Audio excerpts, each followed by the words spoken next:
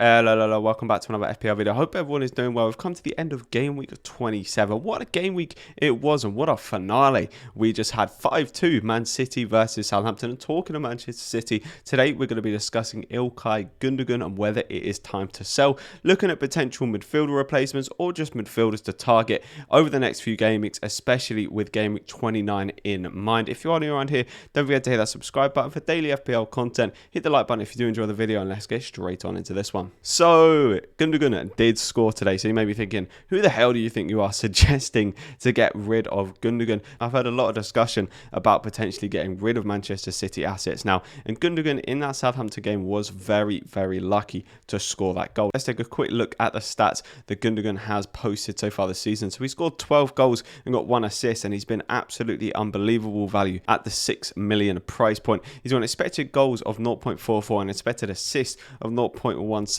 having made 5 key passes across the last 5 games. He's also very good for bonus points. So why would you want to get rid of him? Well, Manchester City do have a Champions League tie coming up against Borussia Mönchengladbach, and yes, their next fixture is away to Fulham, which is a green, which is a very nice fixture. However, we could well see a benching for İlkay Gündoğan in that game, so therefore he would have a blank game week 28, and he also has a guaranteed blank game week 29. So all of a sudden we're looking at 2 blank game weeks on our hands, and then just around the corner from that you've got a blank game week 33. So that could well be 3 blank game weeks within the space of 6 game weeks, and that really would not be ideal if he blanked in half of the games across the next 6 game weeks. He is also now playing in a much deeper role in that Manchester City side. We saw in the Southampton game that he was actually very lucky to pick up that goal. It was a rebound that dropped absolutely perfect for him. He wasn't making as many of those kind of late runs into the box as we had seen when De Bruyne was out. Now that De Bruyne is back in, and the kind of formation that Pep's setting up, Gundogan is playing a lot more kind of like Rodri in that team, where he's scurrying about, making interceptions and making tackles, playing a much more defensive roles than really getting in the box and attacking. So I think it could well be time to go for Gundogan. But I guess therein poses the question, who do we replace him for? So the first player we are looking at to replace Gündoğan is Bale. Now Bale is 3.1 million more expensive, so it could take quite a chunk out of your budget. However, I feel that most people now do have quite a lot of money in the bank, or can easily make a couple of moves to bring a player like Bale in. There's a lot of hype around Bale at the minute, and for good reason. He gives you that X factor. He scored 5 goals and assisted 2, but he hasn't actually been playing that much football for Spurs, and in the last 3 games he's posted 2 double-digit hauls, and it's starting to look a bit like the Bale of old. He's got an expected goals of 0.52 and expected assists of 0.24, which is much higher than Gundogan's, and has the same key passes as Gundogan across the last 5 matches. Bale, as I said, just gives you that X factor. There is an uncertainty over whether he is going to keep on getting consistent game time. If you're thinking about bringing him in for this week especially, wait until the Europa League fixtures are finished, because he could go and pick up an injury. But I do think Bale is definitely one to watch out for, especially if you don't own Son. If you don't own Son, I'd probably be leaning towards Son, although as I said, Bale gives you that X factor and probably has more of a potential to haul. Son just has the consistency of knowing that he will get 90 minutes week in, week out.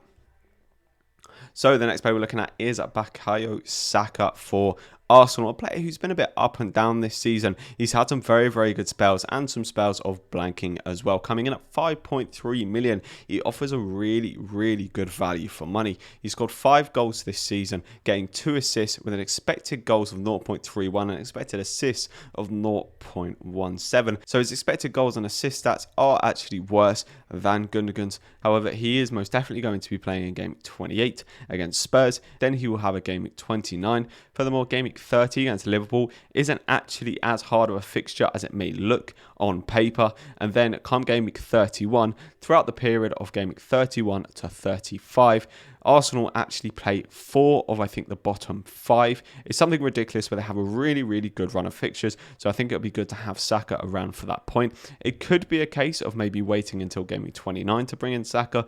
But if you want to make the move now and you feel like Gundogan is going to be benched, I myself am very tempted to make this move to bring in Saka for the Spurs game. It's a little bit punty, but I know in the long run Saka could really pay off. Now, I would have gone for Aubameyang in this spot, as I do think he's more likely to score. However, because of the Europa League, league, we're likely to see some rotation in that Arsenal squad. Now, Saka is also likely to see some rotation. However, at 5.3 million, I myself definitely wouldn't be anywhere near as annoyed if Saka ended up getting benched compared to if Aubameyang ended up getting benched, especially with the fact that, you know, as Aubameyang is 11.3 million, you'd probably be considering putting the armband on him for some weeks. So him getting benched would be very annoying. So I think Saka could potentially be the better pick out of the two, coming in at 6 mil cheaper than Aubameyang.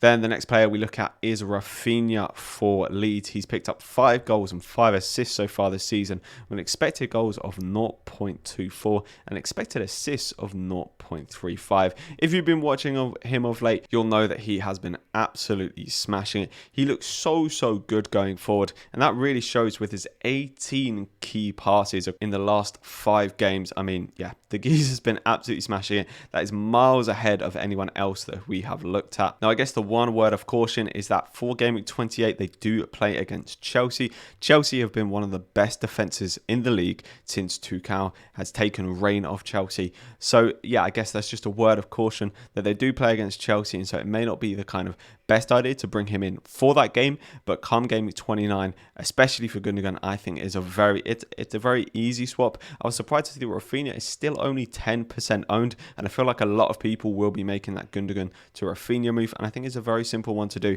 and definitely one that you should do for the Game Week 29. And in Game Week 30, they also play Sheffield, so that's another absolutely massive bonus, is that you can bring in Raphinha for Game Week 28 or 29, and then afterwards in Game Week 30, they play against Sheffield, so you can definitely expect to get some kind of return for Raphinha. And he's also really good for bonus points as well. We've seen him pick up bonus points when he's not even got an attack in return, so it just kind of shows the class of player that he is.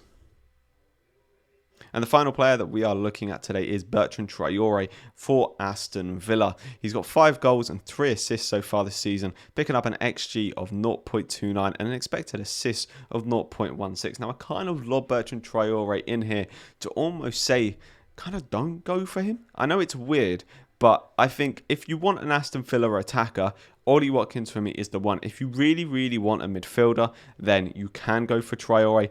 But personally, I just don't think he's actually that great of a pick. He is very cheap, coming in at 5.8 million, and Aston Villa have some very nice fixtures coming up, as you can see there, playing against Newcastle, then actually having a game week 29, then playing against Fulham. They also have a double game week that is due to be rescheduled. They don't blank in game week 33. They actually play against West Brom in game week 33. So Aston Villa do have some very favourable fixtures. But if you want to target Aston Villa, I think that Ollie Watkins is the guy to go for if you want an attacker, that is. And I would be steering clear of Bertrand Traore. And if you want a midfielder, just hang around until Jack Grealish does come back. I mean, Traore could become a better option, and probably will become a better option when Grealish does come back. But for now, I'd actually avoid Bertrand Traore.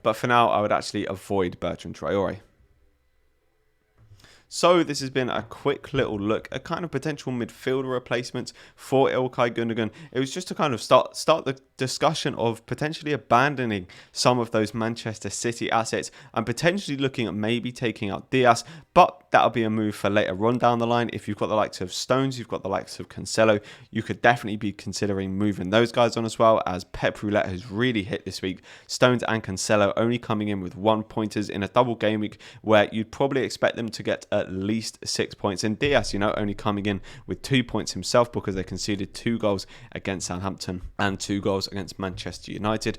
But I do think Ilkay Gündogan for me is definitely on the chopping block. Now, it's just a consideration of whether we take him out before the Fulham game.